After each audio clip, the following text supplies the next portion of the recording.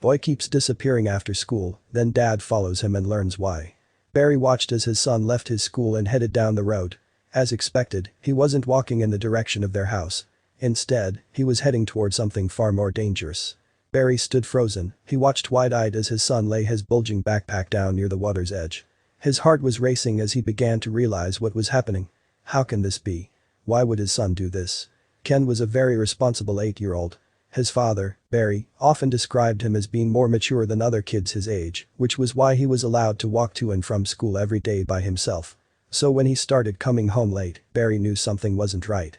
But he never would have guessed what his beloved son was actually up to. Like many small business owners, money was often tight for Ken's father, Barry. But regardless of whether or not they were struggling, he always managed to give Ken a small daily allowance. He felt it was important to teach his son the value of money. That way if he ever asked for treats or toys, he'd pay for it himself and understand that, if you wanted something, you'd have to work for it. But Barry's plan didn't turn out exactly as planned. At first, Ken would arrive home late by just 30 minutes or so. But now, a whole hour or more would pass before he walked through the door.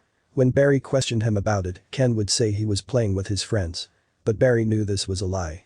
It wasn't until Ken admitted he had no pocket money left that Barry realized something was seriously wrong. If he wasn't going to tell him, he'd find out himself.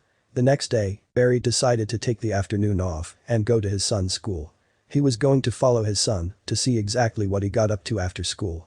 After a month of odd behavior, he was desperate to know why he was coming home so late and why he had no pocket money. But he wasn't expecting this.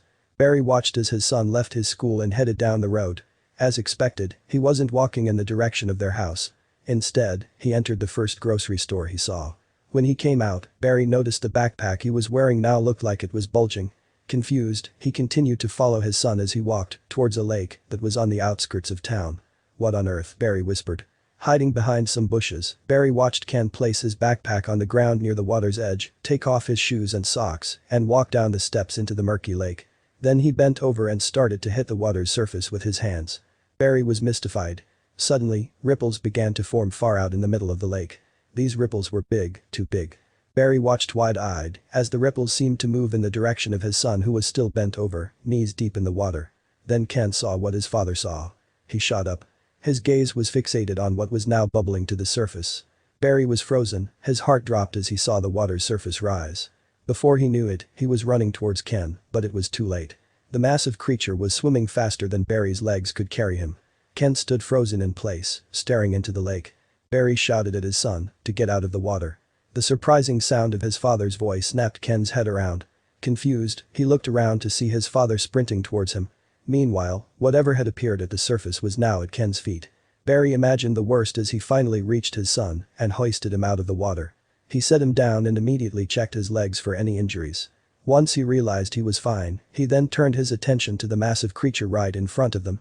In shock, he turned to Ken and snapped, "What were you thinking? Why didn't you get out of the water?" He was furious that his responsible son didn't react better to a situation as dangerous as this. But what his son then said shocked him. "It's not dangerous, Dad. It's my friend," Ken said. Then Ken began to explain everything. He turned to his backpack and opened it up. What was he doing? What was in his bag and in the water? Inside the backpack was a bag of shrimp.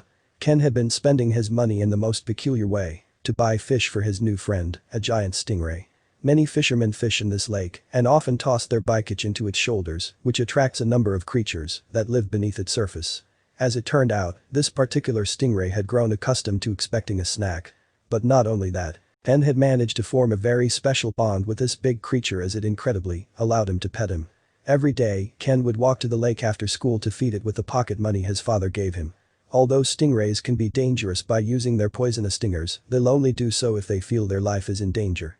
Otherwise, they are typically peaceful and non-aggressive creatures. Ken showed his father what he did. He opened his packet of shrimp and walked out to the water's edge.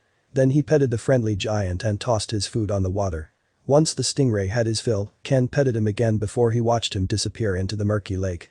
Barry stared at his calm son in amazement. It was pretty clear that the stingray meant him no harm. But not everybody thought so. Once Barry posted his son's incredible story online, there were mixed opinions about how safe it was. Some said that he should discourage his son from engaging with wildlife in the future. Others, including Barry, commended him on his selfless desire to care for and befriend a giant scary-looking stingray. What do you think?